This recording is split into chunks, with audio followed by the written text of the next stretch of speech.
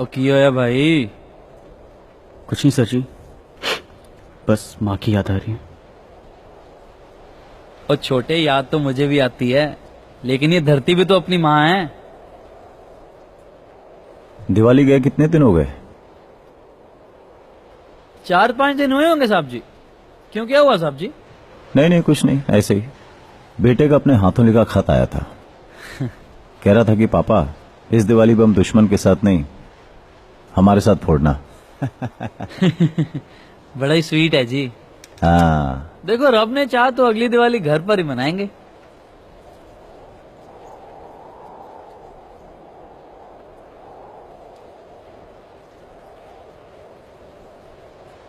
कश्मीर में 1.5 महीने के लिए ऑपरेशन पर गया था। लौट कर आया तो मालूम पड़ा कि मेरी बेबे मर चुकी थी। तब से मैं इसी माँ की सेवा कर रहा हूं। तेरी तो फिर भी 2 माएं हैं। रो मत, खुश रह। तू फौजी है और फौजी कभी रोता नहीं है। बस यही सोच, इसी सोच की वजह से लोग हमें इंसान नहीं पत्थर समझते हैं। फौजी के दिल थोड़ी होता है। कौन कहता है? कुछ चीज है जो धड़कती। कोई किसी कॉलेज में जाके चिल्ला चिल्ला के माइक पे कहता है कि इंडियन आर्मी रेपिस्ट है, और हजारों की तादाद में लोग उसका समर्थन करते हैं। हम कश्मीर में टेररिस्ट मारते हैं और कुछ पढ़े लिखे लोग उनकी मौत को शहादत का नाम देते हैं। लाखों लोग पेटिशन साइन करते हैं इंटरनेट पे, कहते हैं कि इंडियन आर्मी कातिल है। साहब, एक बात याद आ गई। वो कहते हैं ना, जिन्हें हम हार समझ बैठे थे गला अपना सजाने को, वही नाग बन बैठे हैं हमें ही काट खाने को। कुछ लोगों ने तो हद ही कर दी। कहते हैं कि घूस दे के आर्मी में भर्ती होते हैं, फोकट का राशन खाते हैं। एक तरफ कोई एक्टर कहता है कि किसने कहा था उस 19 साल के लड़के को सरहद पे जाने के लिए, और दूसरी तरफ कुछ लीडर्स आतंकवाद के खिलाफ हमारी जीत का प्रूफ मांगते हैं। They bloody down this uniform. Proof? अब हम सबूत दें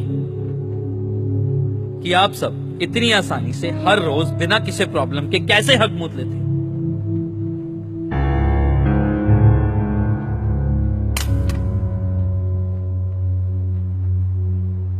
किसके लिए हम यहाँ खड़े हैं?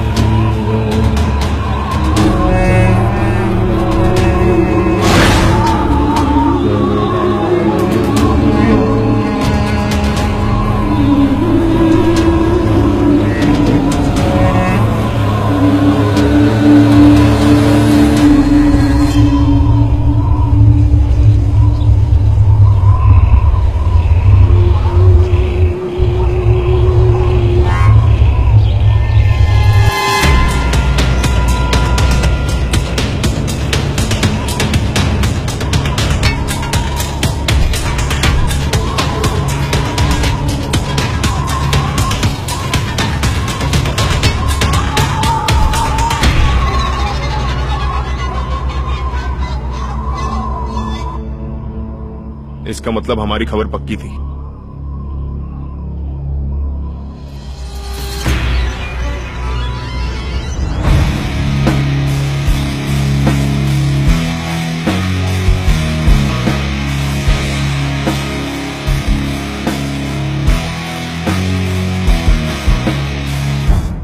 वीर जी, सरहद वाली माँ हो या घर वाली माँ, किसी एक माँ को तो बलिदान देना ही पड़ता है।